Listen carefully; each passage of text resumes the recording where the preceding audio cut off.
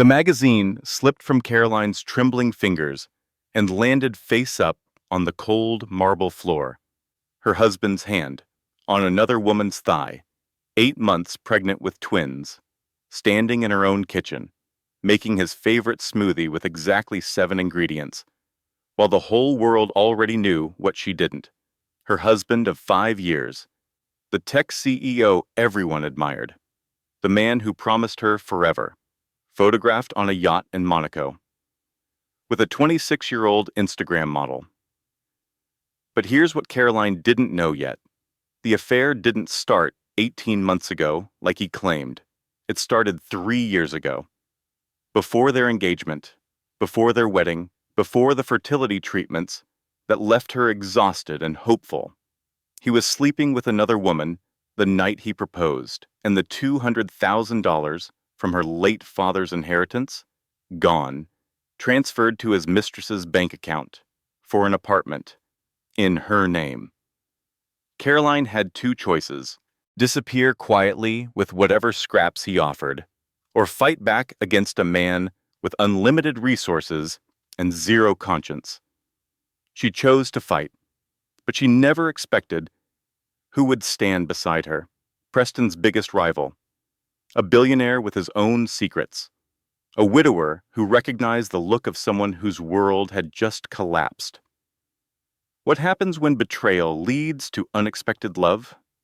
When the worst day of your life becomes the first day of your real life? When the man who destroyed you accidentally delivers you to the man who will cherish you? This is that story. The lesson. This story reminds us of a powerful truth. Sometimes the people who break us are actually setting us free. The end of one chapter is not the end of your story. It's the beginning of a better one. Your worth is not determined by someone who failed to see it. The magazine slipped from Caroline's fingers and landed face up on the marble floor. Her husband's hand rested on another woman's bare thigh. The headline screamed what her heart already knew.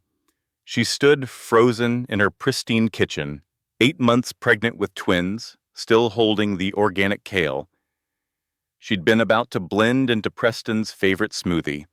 The grocery delivery boy had tucked the tabloid beneath the vegetables. Maybe he thought she should know.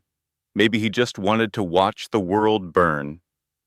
Preston Ashford, tech CEO of Ashford Dynamics, photographed on a yacht in Monaco, with Tatiana Voss, the Instagram model half his age, his hand unmistakably intimate on her bronzed leg. Caroline's first thought was simple. This is a mistake. Someone photoshopped this. Her second thought came slower, more painful. The Monaco trip. He said it was investor meetings. She picked up the magazine with trembling hands, studied the photograph like a detective examining evidence. His wedding ring was missing. She hadn't noticed that when he'd left 3 days ago. Or had she noticed and chosen not to see?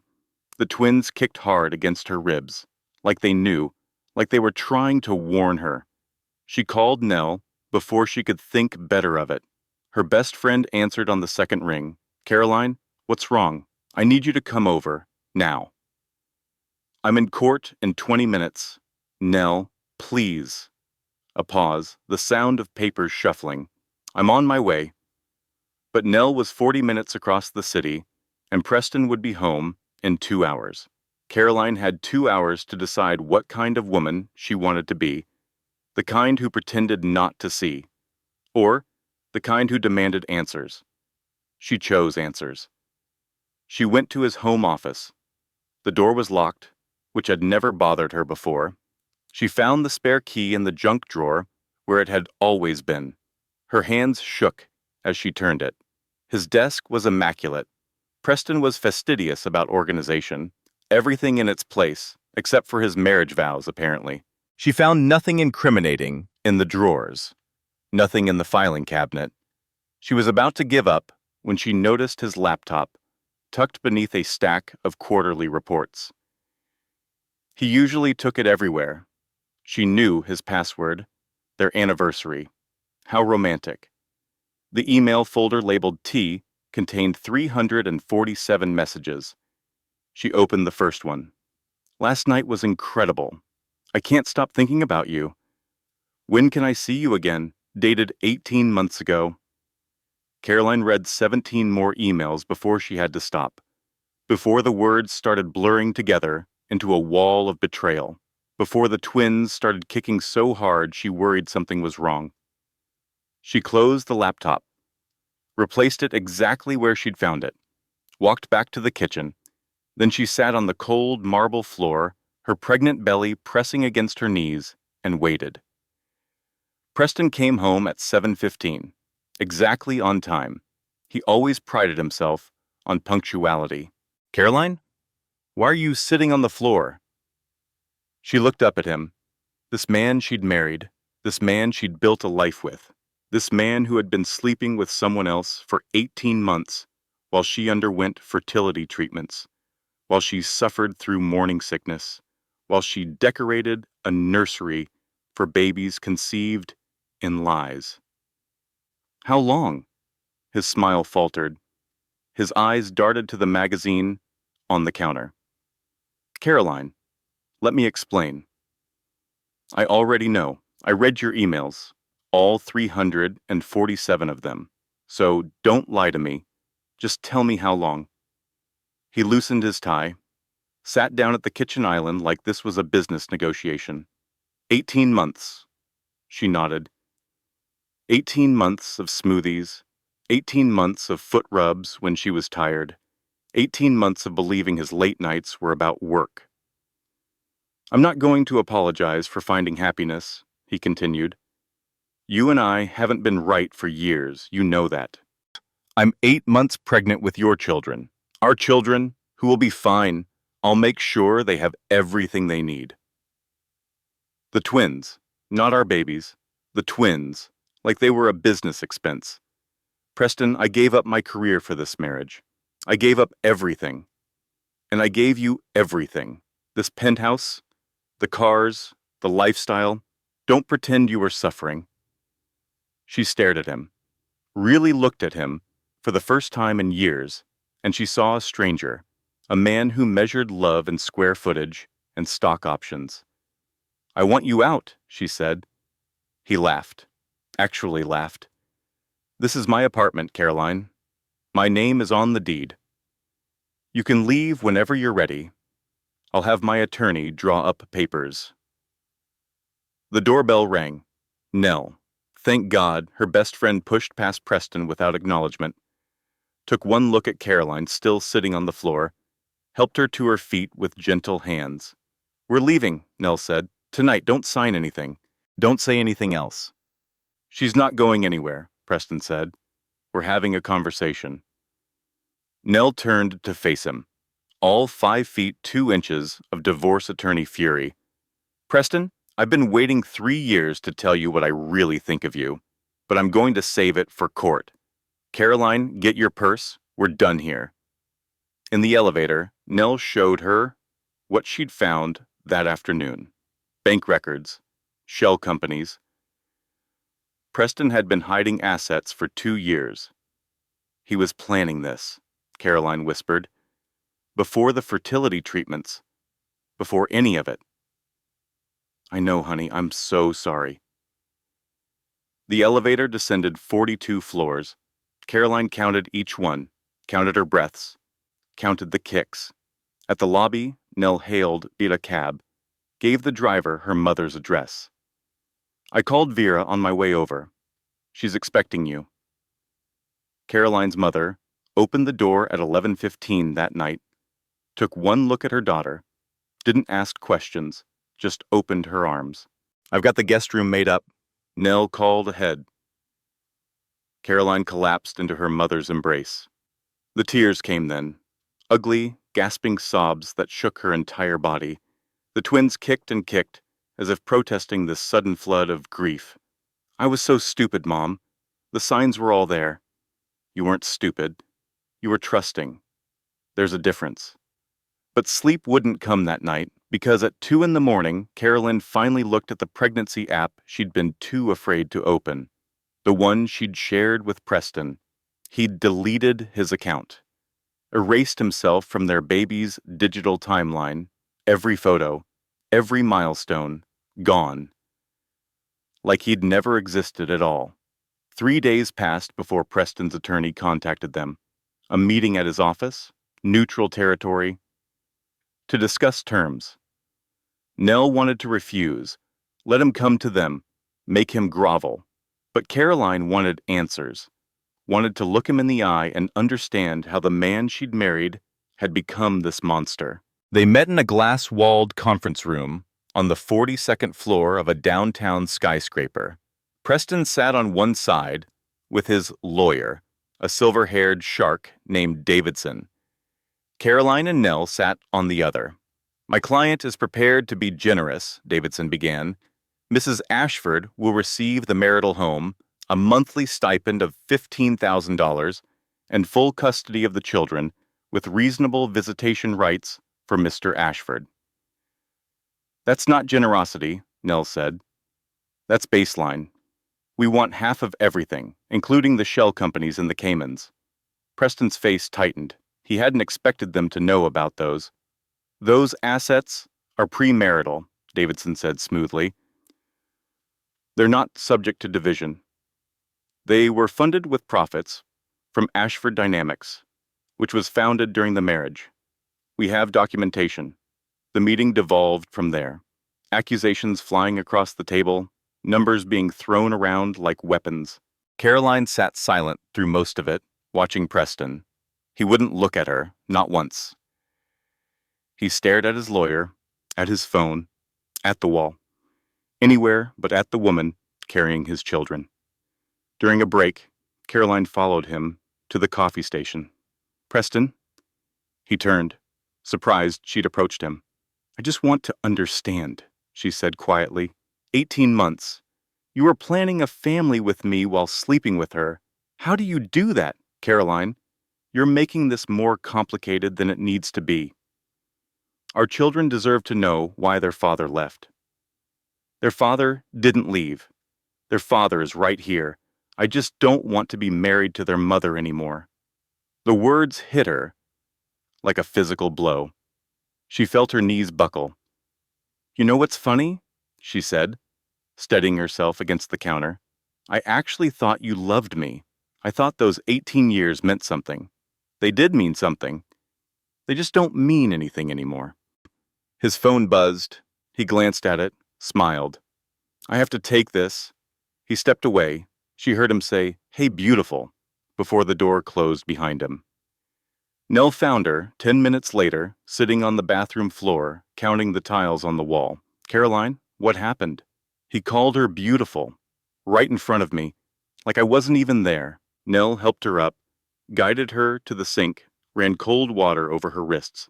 "Listen to me. He wants you broken. He wants you weak, because weak people settle. They take what they're offered and disappear. Maybe I should just take it. Take the money and go. Is that what you want?" Caroline looked at herself in the mirror, pale, exhausted, 8 months pregnant with a cheating husband and a broken heart. But somewhere beneath all that, she saw something else. A flicker of the woman she used to be. Before Preston. Before the penthouse. Before she'd traded herself for security. "No," she said slowly. "That's not what I want." "Then what do you want?" "I want him to feel what I'm feeling. I want him to lose something that matters." Nell smiled. A shark's smile. "Now we're talking." They returned to the conference room with new demands. Half of everything, plus damages for emotional distress, plus a full forensic accounting, volvo, of all hidden assets. Davidson sputtered. Preston's face went red. "This is extortion," he said. "This is divorce," Nell replied. "Get used to it." That night, the tabloids exploded. Someone had leaked photos from the Monaco yacht. More explicit this time. Preston and Tatiana in positions that left nothing to the imagination. The headline read, "Tech CEO's double life exposed. Caroline's phone rang constantly. Reporters, old friends, distant relatives she hadn't spoken to in years. Everyone wanted a piece of the scandal. But one call surprised her. Mrs. Ashford, this is Margaret Chen from Business Weekly. I'm working on a story about your husband's hidden assets. Would you be willing to comment? How do you know about the hidden assets? I have a source. Someone who's been investigating your husband for years. They have evidence of securities fraud, embezzlement, and money laundering. Caroline's heart stopped. Who is your source? I can't reveal that, but they asked me to give you a message. They said you deserve to know the truth, and they're willing to help you fight. The line went dead. Caroline sat in her mother's kitchen, phone still pressed to her ear, trying to make sense of what she'd just heard. Someone was investigating Preston. Someone with resources. Someone who wanted him destroyed. And for some reason, they wanted Caroline on their side. She didn't sleep that night either, but this time, it wasn't grief keeping her awake. It was hope. 1 week after the conference room meeting, a package arrived at Vera's house. No return address, no postmark. Just Caroline's name, written in careful block letters. Inside was a manila folder, thick with documents, bank statements, hotel receipts, credit card records, text message transcripts printed on company letterhead, and a note, handwritten on cream-colored paper. You deserve to know the truth. The affair didn't start 18 months ago. It started 3 years ago. Before your engagement, before your wedding, before everything you thought you knew. Use this wisely. Caroline spread the documents across her mother's kitchen table. Her hands trembled as she sorted through the evidence, dates and amounts and locations forming a timeline of betrayal. The first hotel receipt was dated 3 years and 4 months ago. The Grand Hyatt in Chicago. 2 nights, a couple's massage, champagne delivered to the room. Caroline remembered that weekend. Preston had said he was at a tech conference. He'd called her every night to say goodnight, told her he missed her. She'd believed every word. The evidence continued, trip after trip, gift after gift. Jewelry receipts, designer handbags, an apartment in Tatiana's name, purchased 6 months ago with money from their joint savings account. Caroline had thought that money was invested in Preston's business. She'd signed the transfer documents herself. "Oh my God," Nell whispered, reading over her shoulder. "Caroline, this is fraud. He forged your signature on these transfers." "He used my father's money, the money from selling Dad's business. He gave it to her." $200,000. The inheritance Caroline had saved for her children's education. Gone. Spent on another woman's apartment. Nell was already on her phone, calling in favors. Forensic accountants, private investigators, a team of lawyers who specialized in financial crimes. "Whoever sent this has access to Preston's private accounts," she said. "This isn't just corporate espionage. This is personal. Who would hate him that much? In business? Probably a dozen people. But this feels different. This feels like someone with a conscience." Caroline thought about the phone call from the journalist, the mysterious source who'd been investigating Preston for years. "I think I know who it might be," she said slowly. "But it doesn't make sense." "Who?" "Marcus Donovan." Nell stared at her. "The rival billionaire? Why would he help you?" "I don't know. But Preston has hated him for years, calls him a sanctimonious fraud at every industry dinner. Maybe the feeling is mutual. Caroline, this could be a trap. Donovan might be using you to get to Preston. Maybe, but right now, he's the only ally I have." The next morning, Caroline received a meeting request. Marcus Donovan's assistant, regarding a business proposition. His office was nothing like Preston's glass and chrome showpiece. The building was modern, yes, but the interior was warm. Rich wooden furniture, shelves lined with books that looked actually read, family photographs on every surface. Marcus Donovan himself was not what she expected. Tall, yes. Distinguished, she certainly. But his eyes held something she hadn't seen in a businessman before. Kindness. Genuine, uncomplicated kindness. Mrs. Ashford, thank you for coming. Miss Mitchell, I'm taking my maiden name back. He nodded. Didn't miss a beat. Ms. Mitchell, please sit down. Can I get you anything? Water? Tea? Answers. I want answers. Then I'll give you answers. He sat across from her, hands folded on his desk. I sent those documents. Why? Because I have been investigating your husband for 5 years. Securities fraud, embezzlement, tax evasion. The affair is the least of his crimes. And you decided to share this with me because? Because I need someone willing to testify about the hidden assets. Someone he underestimated. Someone who has every reason to want the truth exposed. Caroline studied his face, looking for the catch. The hidden agenda. What's in it for you? Preston Ashford destroyed my best friend's company through hostile takeover, used insider information to tank his stock, then bought him out for pennies. Tom lost everything, his business, his marriage, his will to live. Marcus paused, his voice roughened. He died 2 years ago. Heart attack at 53. The doctor said it was stress. I'm sorry. Don't be sorry. Help me bring Preston down, not just for Tom, for everyone he's ever hurt. For you, for your children. And if I say no, then you walk out of here with everything I've given you. No strings attached. I won't bother you again. Caroline thought about it, really thought. The risks, the rewards, the possibility that this man was just as manipulative as her husband. But something in his eyes told her different. Something broken. Something that recognized her own brokenness.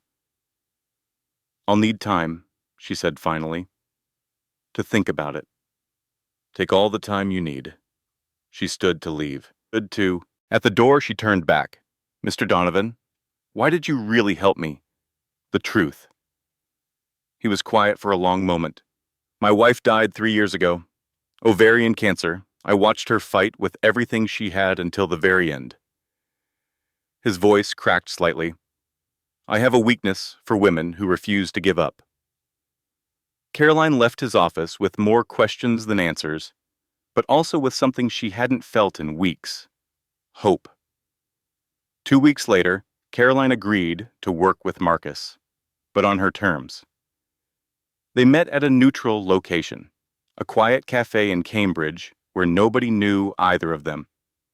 She wore sunglasses and a hat. He came alone. I have conditions, she said, sliding into the booth across from him. I'm listening. First, I'm not a pawn in your corporate warfare. Whatever happens, my children come first. Agreed. Second, I don't trust you. Not yet. You earn that? Fair enough. Third, if at any point I feel like you're using me, I walk. No questions asked. Also agreed. She studied his face. He looked tired, older than his photographs in business magazines. Why do you hate him so much? She asked. It can't just be about your friend. This feels personal. Marcus was quiet for a moment, stirring his coffee, even though he hadn't added sugar. Preston Ashford represents everything wrong with our industry. He makes money by destroying people. He builds his success on the corpses of smaller companies, and he does it all with a smile on his face, pretending to be a family man while cheating on his pregnant wife. So this is about justice. This is about balance. Men like Preston operate without consequences. They lie and cheat and steal, and nothing ever touches them. Their money insulates them from reality. He looked up at her. I want to show him that money can't buy everything. Caroline felt the twins' kick, a reminder that time was running out. She was 34 weeks pregnant. The babies would come soon, whether she was ready or not. "When do we start?" she asked. They started that afternoon. Nell joined them, bringing boxes of documents she'd collected through discovery: financial records, email printouts, deposition transcripts. The picture that emerged was damning. Preston hadn't just cheated on his wife. He'd systematically defrauded investors, hidden assets from the IRS, and used company funds to finance his affair. "This is enough to put him away for years," Nell said, sorting through evidence. "Securities fraud alone carries up to 20 years. "I don't want him in prison," Caroline said quietly. Both Nell and Marcus looked at her with surprise. "I want him to suffer, to lose everything, to feel what I'm feeling. Prison would be too easy. He'd just spend his sentence planning his comeback." "Then what do you want?" Marcus asked. "I want his reputation destroyed. I want the world to know who he really is. I want his mother to see what she raised. And I want my children to grow up knowing their father faced consequences for his actions." Marcus nodded slowly, respect flickering in his eyes. "That's harder than prison, more painful. Are you sure?" "I'm sure." They worked together for the next 3 weeks. Long nights in Marcus's office, endless phone calls with lawyers and accountants, strategic leaks to carefully chosen journalists. Caroline watched the story unfold in the media, each revelation more damaging than the last. Preston's stock price dropped 30%, then 40%. Investors fled. Board members resigned. Through it all, Preston maintained his silence. His lawyers issued statements. His publicist spun stories, but he never spoke publicly. Until one night, Carolyn's phone rang, a number she knew by heart. "You think you're clever, don't you, son?" Preston's voice was different, harder, stripped of the charm he'd worn like armor. "I think I'm protecting myself and my children. You're destroying everything I've built. Do you have any idea what you're costing me?"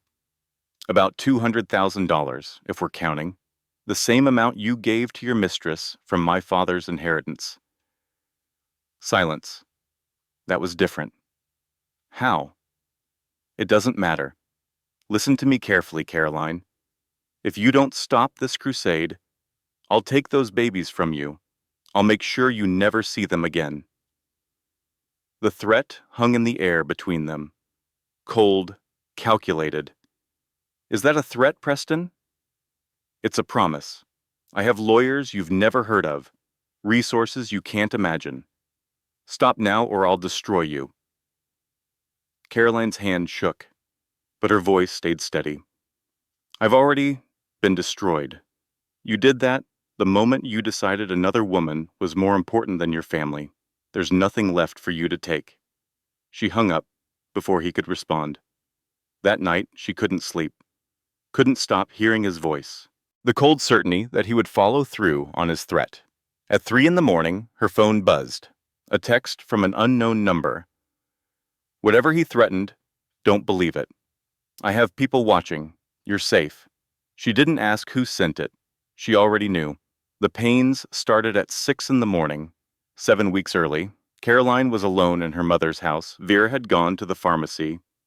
Nell was in court. Marcus was in a meeting across the city. The first contraction doubled her over. The second brought her to her knees. She crawled to the phone, dialed 911 with shaking fingers. "Help, I'm pregnant, twins. Something's wrong."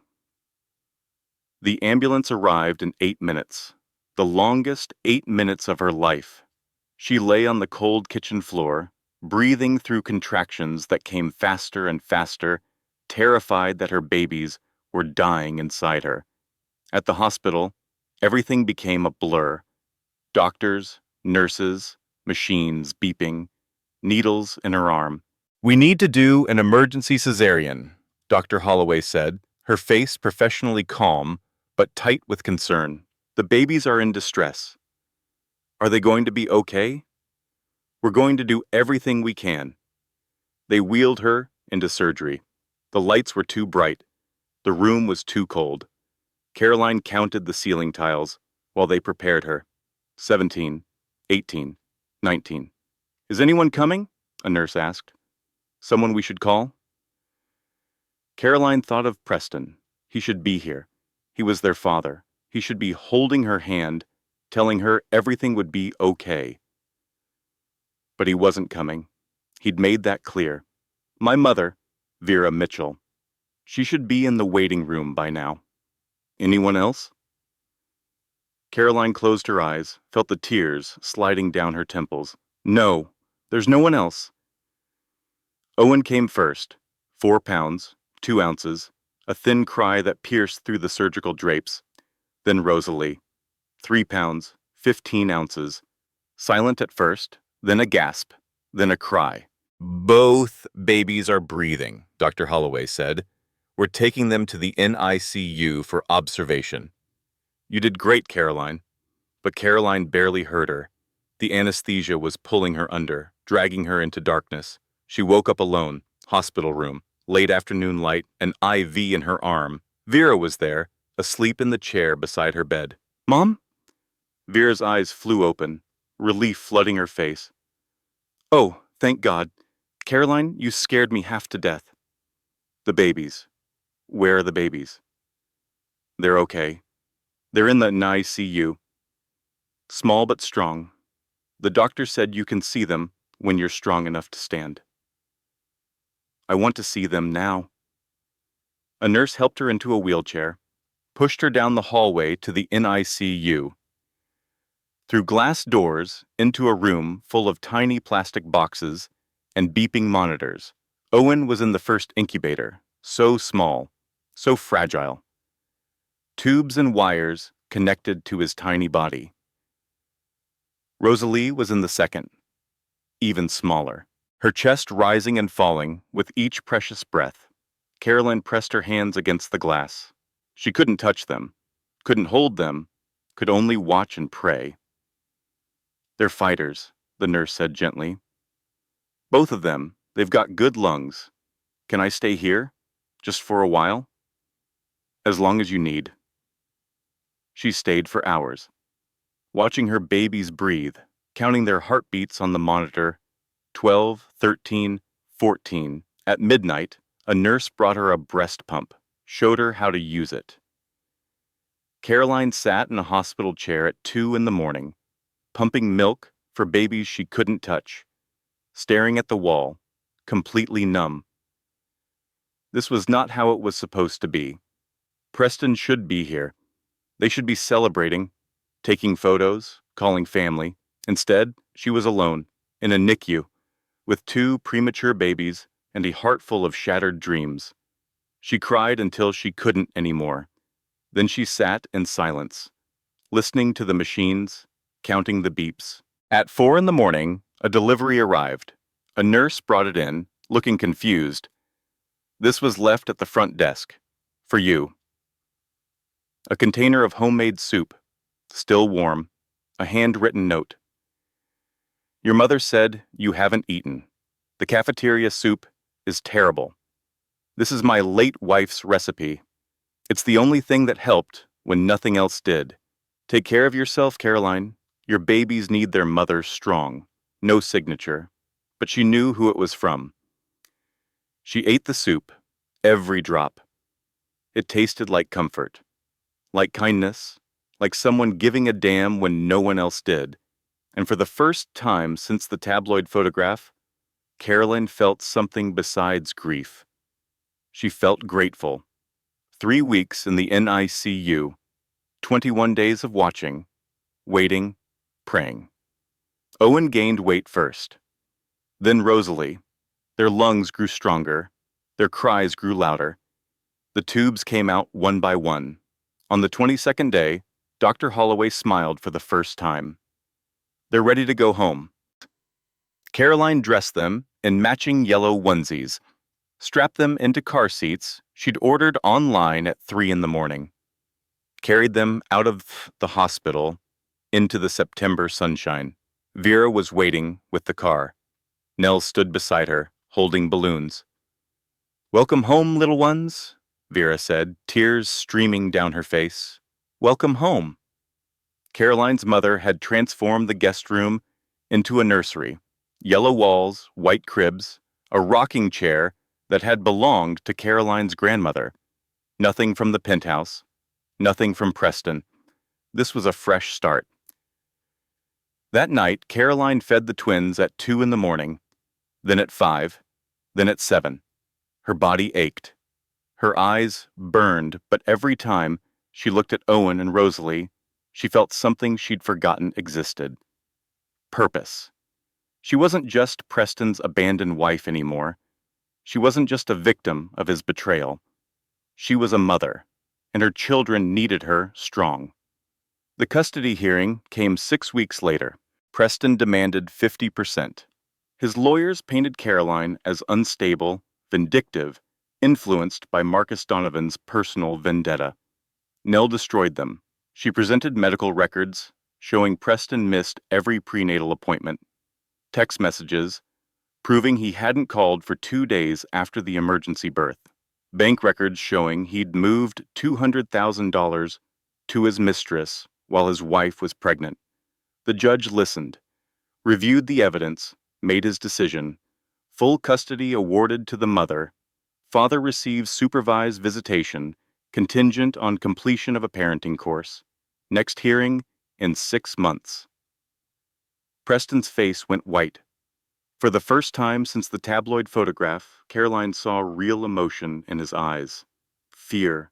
She felt nothing, no satisfaction, no triumph, just emptiness. Outside the courthouse, Nell hugged her. You did it. You won. Then why do I feel like I lost? Because winning doesn't fix what he broke. Only time does that. That evening, Marcus called. I heard about the hearing. Congratulations. Thank you.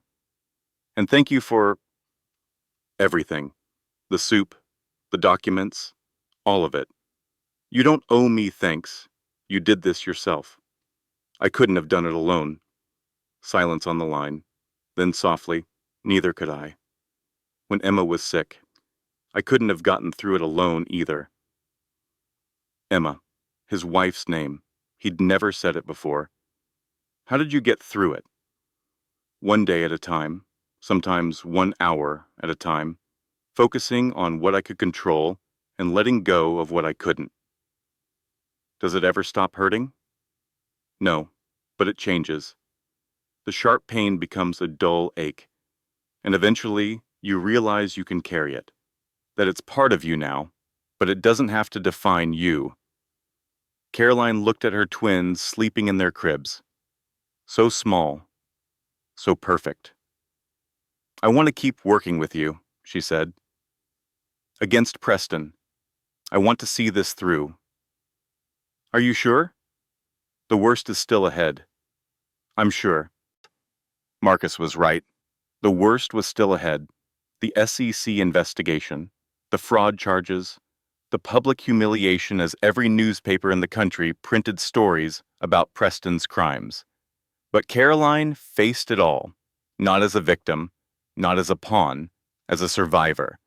6 months after the custody hearing, Marcus Donovan asked Caroline to dinner, not as business partners, not as co-conspirators, as something else entirely.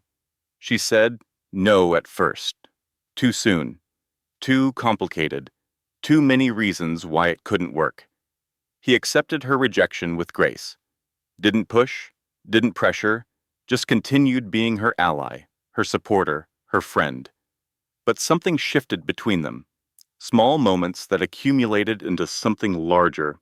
The way he looked at her when she walked into a room. The way she found herself thinking about him at 3 in the morning. The way her heart lifted whenever his name appeared on her phone. 3 months later, she said yes. Their first date was at a small Italian restaurant. Not flashy, not performative, just good food and real conversation. I need to tell you something, Marcus said over pasta. I've had feelings for you since the hospital parking garage. That was almost a year ago. I know. I've been waiting for you to be ready. I don't know if I'm ready now.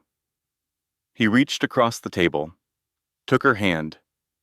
His touch was warm, gentle. Then we'll wait longer. But they didn't have to wait, because somewhere between the soup and the documents and the late-night phone calls, Caroline had already fallen.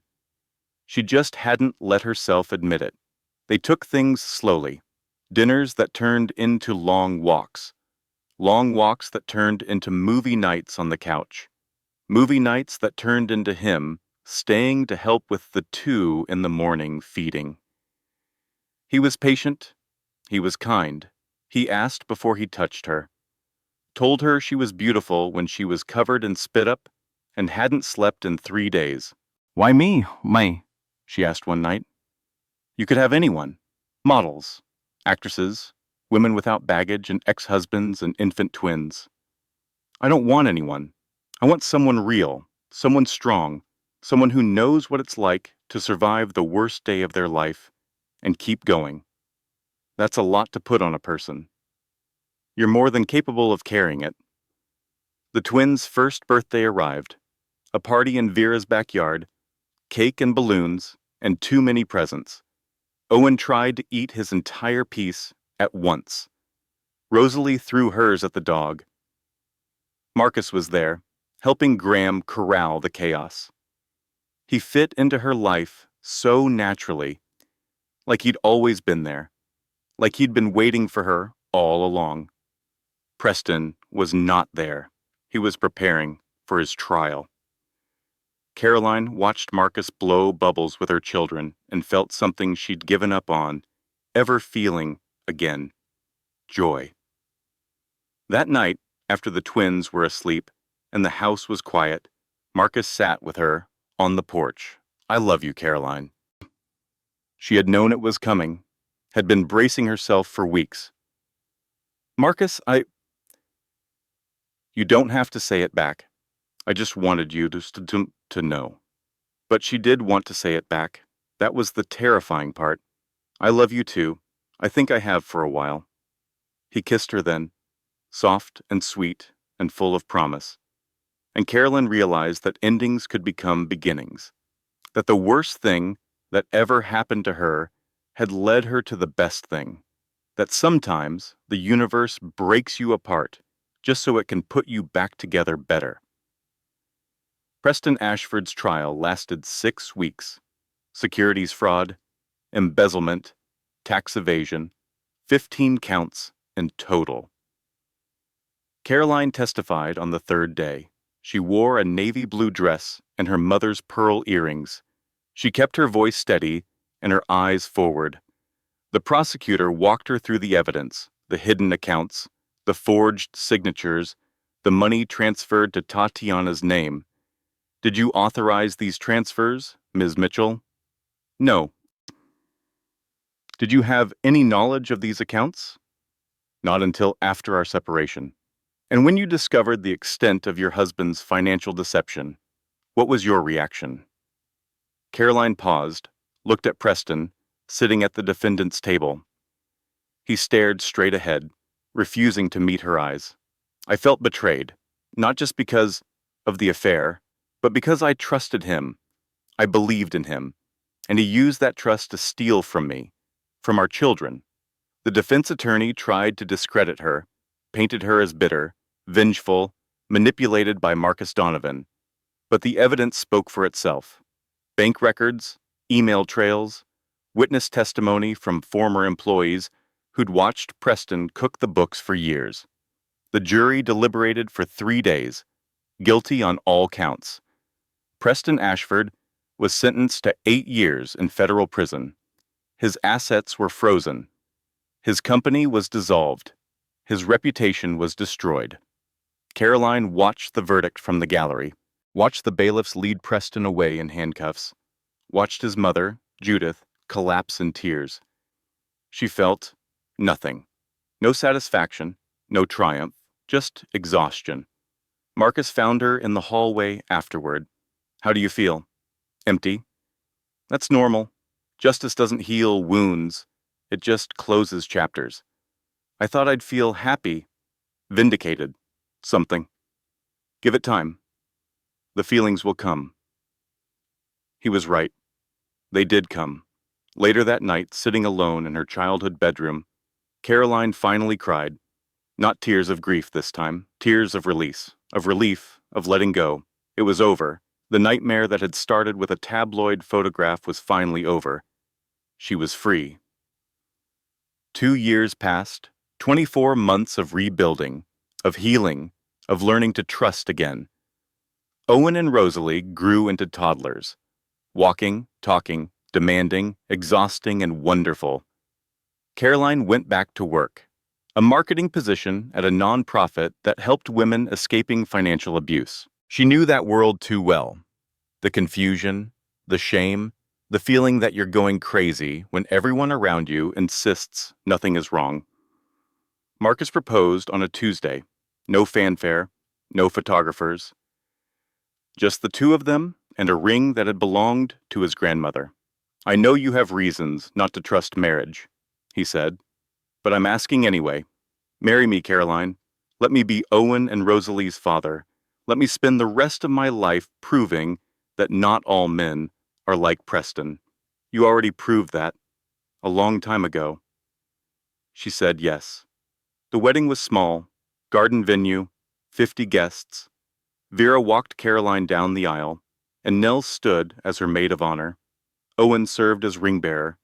He dropped the pillow twice. Rosalie threw flower petals everywhere, except where they were supposed to go.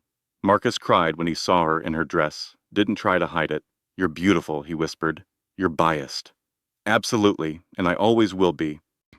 6 months later, Marcus adopted the twins. A judge signed the papers in a quiet ceremony. Owen and Rosalie Donovan.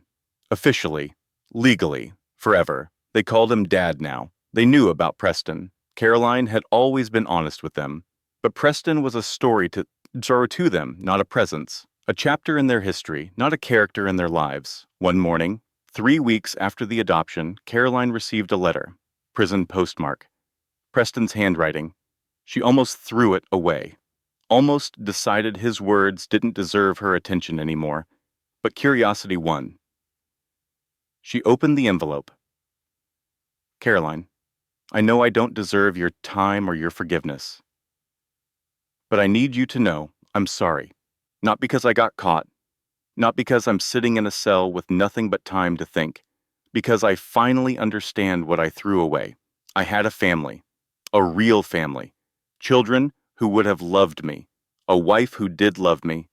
And I destroyed it. For what? Money? Status? A woman half my age who left me the moment the cameras stopped flashing? I watch the calendar now. Count the days. Count my mistakes. I lost count somewhere around 200. You were always too good for me, Caroline. I just couldn't see it then. I hope the twins are happy. I hope you're happy. I hope Donovan treats you better than I ever did. He probably does. You don't owe me a response. You don't owe me anything. I just wanted you to know that somewhere in this prison, someone is thinking about you. Wishing he'd been a better man. Preston Caroline. Read the letter 3 times. Then she set it down and stared out the window. She didn't feel vindicated, didn't feel triumphant, didn't even feel sad. She felt done. Not angry anymore, not grieving anymore, just finished. Like closing the last page of a very long book. She wrote back, 1 paragraph, nothing more. "Preston, I read your letter. I accept your apology, but I don't need it anymore. I stopped waiting for you to become the man I needed a long time ago. I hope prison gives you what nothing else could. The time to become a person worth knowing. But that's your journey, not mine. I'm already home, Caroline." She sealed the envelope, put it in the mailbox, and walked back inside to her family. 5 years after the tabloid photograph, Caroline Mitchell Donovan stood in her kitchen making smoothies. 7 ingredients, old habit, but everything else was new. New house, new family, new life. Owen and Rosalie were 7 now. 1st grade, soccer practice on Tuesdays, piano lessons on Thursdays, endless questions about everything. "Mom, why's the sky blue?" Because light scatters through the atmosphere. Mom, why did dogs bark? Because that's how they communicate. Mom, why did our first dad go to prison? Carolyn set down the blender, looked at her children, their father's eyes, their grandmother's chin, their own unique spirits. He made some mistakes with money, he hurt people, and he's paying for those mistakes. Are we going to see him someday? If you want to. When you're older, when you can understand. Owen nodded, already moving on. Can I have extra strawberries in my smoothie? Yes, but just 5. 7? 6. Final offer. He grinned, missing 2 front teeth. Perfect. Rosalie tugged at her sleeve. Mom, I love you. I love you too, baby girl. More than smoothies? Way more than smoothies. Marcus came down the stairs, straightening his tie. Still handsome, still kind, still hers. Everyone ready? We're going to be late. 5 more minutes. Smoothies aren't done. He kissed her forehead, ruffled Owen's hair, lifted Rosalie onto his shoulders. I'll load the car. Take your time. Caroline watched him walk out the door. This man who had appeared in a hospital parking garage when she was at her lowest, who had sent soup and documents and hope when she had nothing left, who had waited patiently for her to be ready and never once made her feel rushed. She finished the smoothies, poured them into travel cups, grabbed her purse and keys. Outside, the October sun was warm, leaves falling in spirals of red and gold. Her family waited in the car, arguing about radio stations. This was her life now. Chaotic, imperfect. Wonderful.